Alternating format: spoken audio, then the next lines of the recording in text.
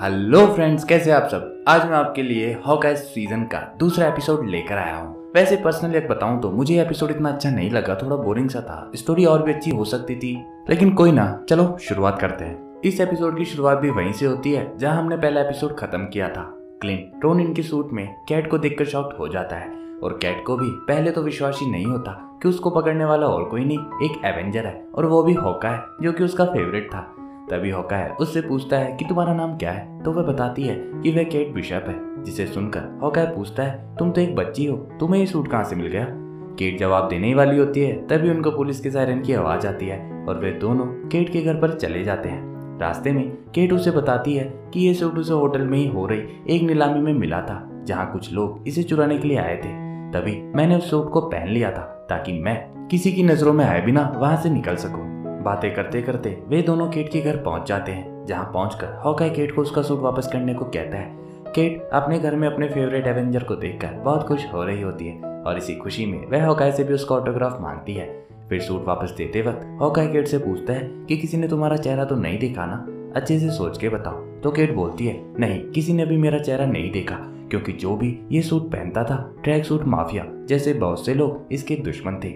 Hawkeye इस बात से तसल्ली ले रहा था कि केट को किसी ने नहीं देखा।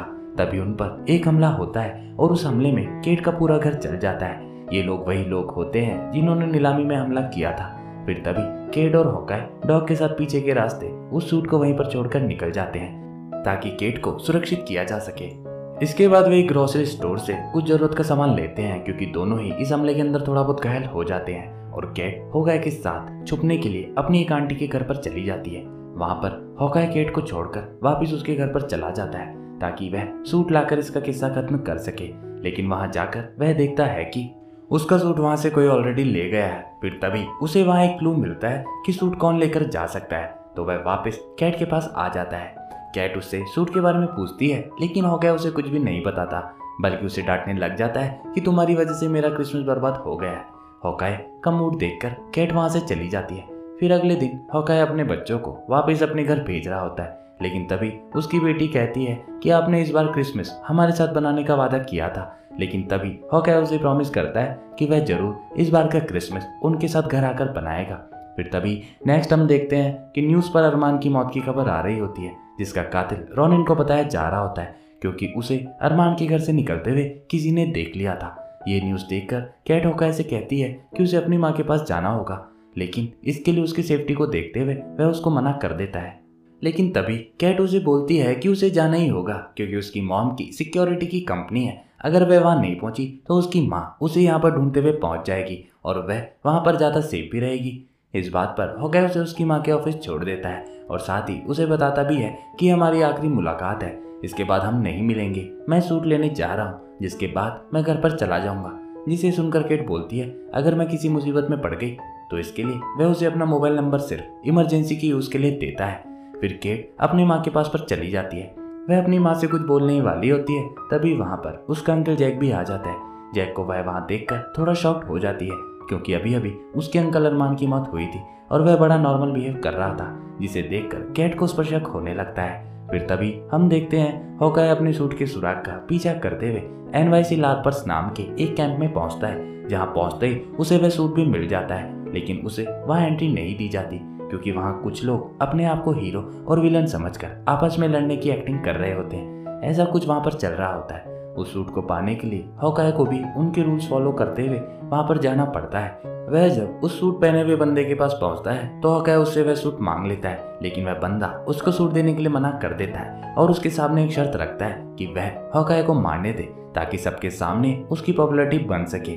वहां से जल्दी फ्री होने के लिए हॉकाई उसे ऐसा करने को कह देता है। उन दोनों के बीच थोड़ी सी फेक लड़ाई भी होती है और लास्ट में वह हॉकाई को सूट दे देता है। फिर हॉकाई अपनी वाइफ से बात करके उसको इन्फॉर्म करता है कि उसकी फ्लाइट छूट जाएगी। तभी उसकी वाइफ उससे पूछती है कि तुम्हें रोनिन का सूट मिल गया, तो वह बोलता है हाँ, लेकिन उसे अभी भी ट्रैक सूट माफिया से बात करके इस प्रॉब्लम को यहीं खत्म करना होगा। जिसे सुनकर उसकी वाइफ उसे जल्दी घर आने को कहती है, ताकि वह अपने बच्चों के साथ क्रिसमस सेलिब्रेट कर सके और अपनी बेटी लायला को किया गया प्रॉमिस पूरा कर सके।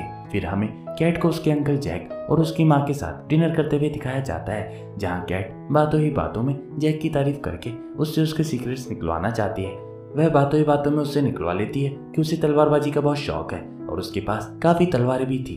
कैट को शक था कि जैक ने ही उसके अंकल अरमान का मर्डर किया है और वह ये बात सबसे छुपाना चाहता है। इसी बात के लिए वह जैक को तलवारबाजी के एक फ्रेंडली मैच के लिए न्योता देती है ताकि उसका शक यकीन में बदल सके और जैक भी इसको एक्सेप्ट कर लेता है। वह समझ जाती है जैक जानबूझकर अपनी स्किल को छिपा रहा है, लेकिन कैट के ज्यादा जोर देने पर उसकी माँ उसे डांटने लग जाती है। तो वह अपनी माँ से कहती है कि माँ, जैक हमसे कुछ छुपा रहा है। क्या आपको नहीं लगता जिस रात आपकी उसके अंकल अरमान के साथ बहस हुई थी, उसी रात को उनका खून तलवार से कर दिया गया था?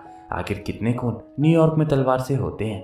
कैट अपनी माँ को वह सभी सुराग बता रही होती है जो जैक के पास होते हैं, लेकिन उसकी माँ उसकी बात नहीं मानती और तभी जैक भी वहां पर आ जाता है। फिर एलिनोर कैट को जैक से माफी मांगने को बोलती है और कैट ऐसा करती भी है, लेकिन तभी जैक उसे अरमान ब्रांड की ही एक टॉफी ऑफर करता है, जिसको देखकर कैट फिर से शॉक्ड हो जाती है क्योंकि उसने वही बटर स्कॉच टॉफी वहां पर देखी थी जब अरमान का मर्डर हुआ था। ये सब देखकर कैट तुरंत वहां से जरूरी काम का बहाना करके चली जाती है और तभी वह बाहर आकर क्लिंट को कॉल भी करती है, लेकिन क्लिंट उसका कॉल नहीं उठाता क्योंकि वह खुद अपने आप को उस सूट के पीछे पड़े गैंग वालों के हवाले कर देता है। लेकिन कैट भी कम नहीं होती, वह अपनी सिक्योरिटी का फायदा उठाकर हॉकाई की लोकेशन ट्रैक कर लेती है और जब वह लोग हॉकाई से पूछताछ कर रहे होते हैं तभी कैट वहां पर आ जाती है और यह एपिसोड यहीं पर खत्म हो जाता है। हाँ, मैं मानता हूँ इस एपिसोड में इतना कुछ खास नहीं था, लेकिन इसका जो नेक्स्ट एपिसोड आने वाला है उसमें आप लोग जो देखना चाहते हैं आपको वो देखने को जरूर मिलेगा, यानी कि हॉकाई फुल ऑन एक्शन में देखने को मिल सकता है। तो stay tune on this channel, और अगर आपको ये एक्सप्लेनेशन अच्छा लगा तो इसको लाइक जरूर करें और हमारे इस चैनल को सब्सक्राइब नहीं किया तो इसको सब्सक्राइब जरूर करें ताकि ऐसे ही नए एक्सप्लेनेशन आप लोगों तक रोज रोज पहुंच सके। तब तक के लिए बाय बाय।